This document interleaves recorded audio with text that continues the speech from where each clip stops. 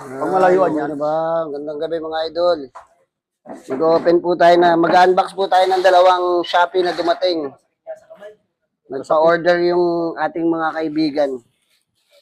Tignan natin kung anong laman ng in-order nila.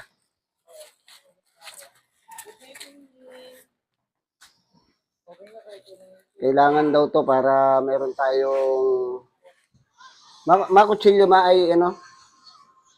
Gunting. Para meron tayong warranty kay Madak na ako, bro. Saka sakali, baka mamaya may damage, pwede nating i-return.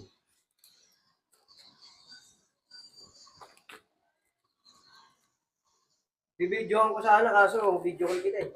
Ha?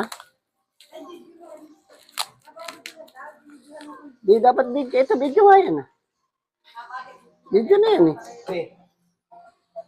Ha? Be. Bibidyohan ko sana kaso ano ka. Kung may damit eh.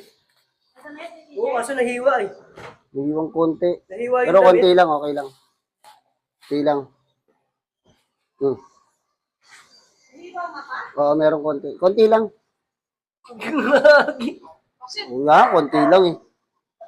Wow, ang ganda! Yung sticker, oh. O, sticker. Sa inyo? Akin. Ito po ang laman. Ganda po, oh. FX Plus. Utang na to. FX Plus po, mga idol, oh. Ang ganda. Bago ni Fredcon, bagong labas. Ilang unit na pwedeng connect dito? 16. 16? Sure kayo? 16 daw na unit ang pwede, ano. Tapos tignan natin kung ano mga kasama niya. Para makita natin. Ang ganda. Ang ganda ng box niya.